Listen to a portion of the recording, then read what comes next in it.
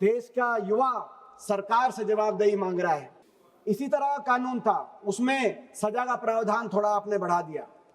Fast track court मैं बताना चाहता हूं कि देश में 800 फास्ट ट्रैक कोर्ट अब चल रहे हैं, 800 फास्ट ट्रैक कोर्ट। इससे पहले कि मैं बिल पे कुछ अपनी बात रखूं, ये बिल किन परिस्थितियों में आया उस पर भी मंथन होना चाहिए। जिन परिस्थितियों में बिल आया है वो साबित करते हैं कि ये बिल सरकार ना तो मन से लाई है, ना दिल से लाई है, ना दिमाग से लाई। क्योंकि सरकार का मन तो युवाओं की आवाज दबाने का था, छात्रों की आवाज को कुचलने का मन था। लेकिन जब पानी नाक तक पहुंच गया, जब सरकार को यह समझ में आया कि अब सिंहासन डोल रहे हैं, जब परिस्थिति और नैरेटिव, क्योंकि ये सरकार नैरेटिव की सरकार है, और जब नैरेटिव आपके नियंत्रण से बाहर हो गया, तब जाकर सरकार ने आनन फानन में इस बिल की भी घोषणा करी, एक कमेटी, नंदन नीलेकानी की कमेटी की भी घोषणा करी। प्रधानमंत्री जी भी तब इंस्टाग्राम पे आए और तब इस्तीफा भी हुआ। लेकिन मन से बिल नहीं लाई और सोच के भी बिल नहीं लाई, क्योंकि इसके जितने प्रावधान हैं उन प्रावधान का हमारे मायने में कोई अर्थ नहीं। कानून तो 2024 में भी बना था, इसी तरह कानून था, उसमें सजा का प्रावधान थोड़ा आपने बढ़ा दिया। कमेटी तो 2024 में भी बनी थी, डॉक्टर राधाकृष्णन की कमेटी, जिसकी आपने परवाह करी नहीं। अब नंदन नीलेकानी की आपने हाई पावर कमेटी बना दी। क्या किया आपने? क्या फर्क है? थोड़ा सा सजा बढ़ा दी।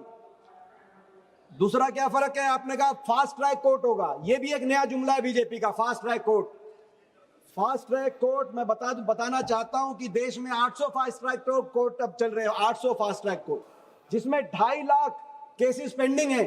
और पेपर लीक के मामले में भी दिल्ली हाई कोर्ट ने राउज एवेन्यू कोर्ट को फास्ट ट्रैक कोर्ट बना दिया, जिसमें आपका सरकारी वकील तक भी आपने पहुंचाने का काम नहीं किया। ये जुमला है फास्ट ट्रैक कोर्ट।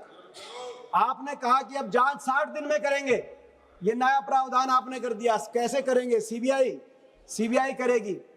वो कौन सी सीबीआई? वो सीबीआई जिसने 2024 के पेपर लीक के मुख्य आरोपी के खिलाफ 2 साल में भी एक सबूत जो सीबीआई अर्जित ना कर पाई और अभी उनकी बेल हो गई। जो मुख्य आरोपी संजीव मुखिया हैं, वो सीबीआई, जिस सीबीआई को आपने विपक्ष पे लगा रखा है, हम पे लगा रखा है, सभी सारे विपक्ष को, जो सांसदों और विधायकों को तोड़ने का काम आती है, वो सीबीआई, उस सीबीआई से आप कह रहे हैं कि वो जांच करेगी। अगर कानून बनाना ही था 3 साल से 5 साल, 5 साल से 7 साल नहीं, कानून बनाना था तो पहली पंक्ति होनी चाहिए थी कि अगली बार नीट का पेपर लीक होगा तो शिक्षा मंत्री का पहले इस्तीफा होगा। ये कानून में आना चाहिए, कानून का कोई अर्थ नहीं।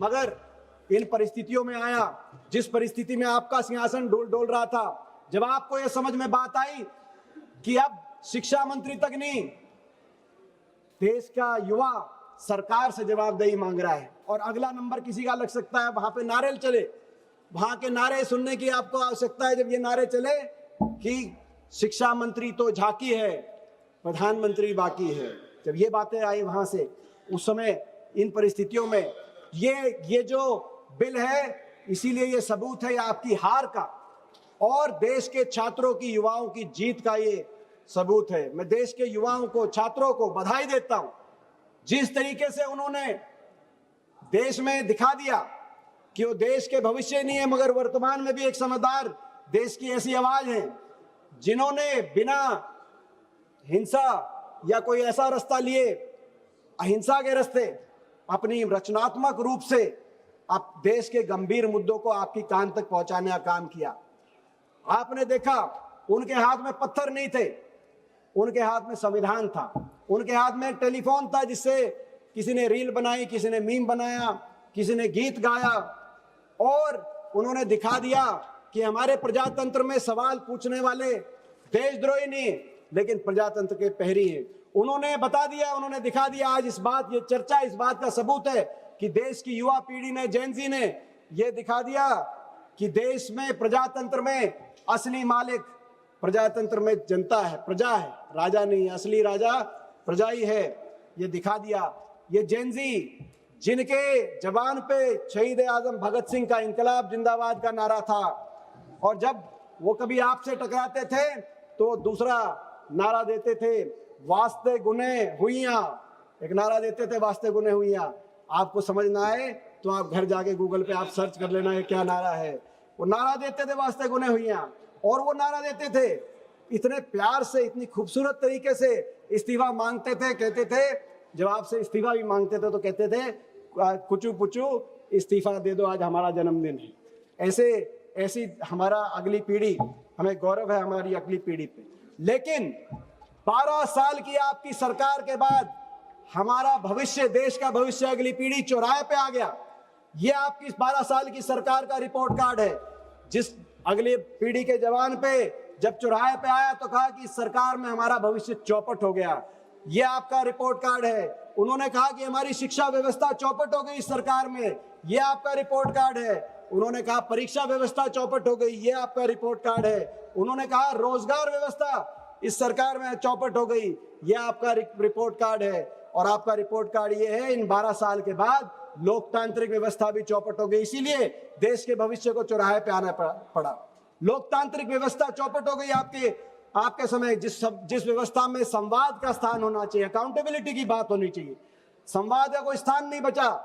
जहां बातचीत की बात होनी चाहिए थी वहां बैरिकेड, कोई भी वर्ग अपनी बात उठाता है।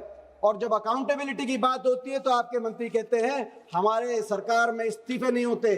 कोई कितनी बड़ी गलती करे लेकिन इस्तीफे नहीं होते। बिना अकाउंटेबिलिटी के लोकतंत्र नहीं चल सकता। और आपने कैसे हैंडल किया?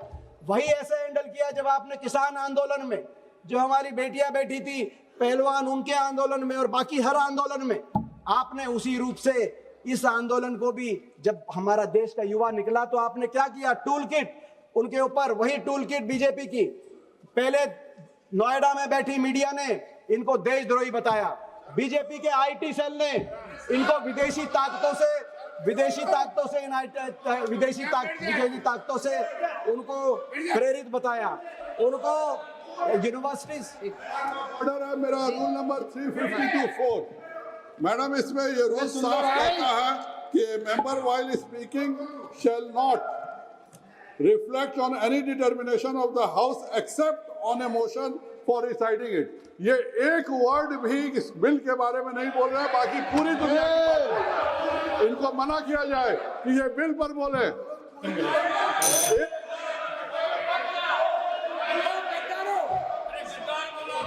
चलो, और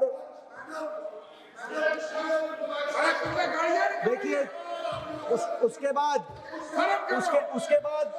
बात वहीं तक नहीं रुकी। उसके बाद पुलिस बर्बरता हुई जो पूरी दुनिया देश ने देखा। कौन वो क्रूर सिंह था जिन्होंने AK-47, palette guns, tear gas और लाठियों में कीले लगाकर हमारे देश के नौजवानों पर ऐसी लाठियां बरसाने का काम किया।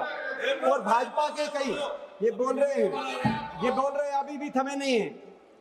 वो जो रिया हीर की बात अभी कर रहे थे अरविंद सावंत, जो मुंबई में एक लड़की जिन्होंने, जो पुलिस की बस के सामने आई, वो पुलिस थाने में दोबारा जाना पड़ा उनको, और उन्होंने कंप्लेंट लिखाई कि बीजेपी से संबंधित लोग उनको हर तरह का अपमानित शब्दावली का प्रयोग कर रहे हैं। अध्यक्ष महोदय, ये देश के बच्चे क्यों आए थे? ये शिक्षा और परीक्षा व्यवस्था में संपूर्ण बदलाव चाहते थे। ये बिल की बात कर रहे हैं, मैं बिल पे अपनी 2 बातें बिल पे कहना चाहूंगा। शिक्षा व्यवस्था आज ये सदस्य गुरमीत सिंह, अध्यक्ष महोदय बात पूरी होने दीजिए, ये बात पूरी होनी। ये शिक्षा और व्यवस्था में संपूर्ण बदलाव चाहते थे। आज ये स्थिति है कि आज देश की शिक्षा में हमारे जो स्टूडेंट्स हैं वो दुनिया में सबसे स्ट्रेसफुल स्टूडेंट लाइफ जीने पे आज मजबूर हो रहे हैं। इस पे हमें राजनीति से ऊपर उठ के सोचना पड़ेगा। ठीक है, और परीक्षा व्यवस्था में पेपर लीक हो रहे हैं। कुछ कहना चाहते माननीय मंत्री जी? माननीय अध्यक्ष महोदय, अभी तक हमने 2 बजे से डिबेट शुरू की है। ये बिल बड़ा गंभीर विषय के ऊपर है, लेकिन विपक्ष के इतने माननीय सांसदों ने इस विषय पे चर्चा की, एक भी वक्ता अभी तक बिल की गंभीरता पे, बिल के विषय पर एक शब्द नहीं बोला। सबके सब पूरी तरीके से विषयहीन है। मुझे पता नहीं बिल पढ़ा भी है कि नहीं, बिल का विषय समझते भी है कि नहीं। एक भी वक्ता ने बिल के ऊपर एक शब्द नहीं बोला और मुझे लगता है कि इन्होंने बिल पढ़ना चाहिए। बिल कैसे युवा युवतियों के लिए, उनके भविष्य के लिए नए अच्छे प्रावधान लाए, सख्त कार्रवाई करने के प्रावधान, जिससे आगे पेपर लीक को रोका जा सके। उसके ऊपर एक भी वक्ता के पास एक शब्द नहीं है बोलने के। माननीय सदस्य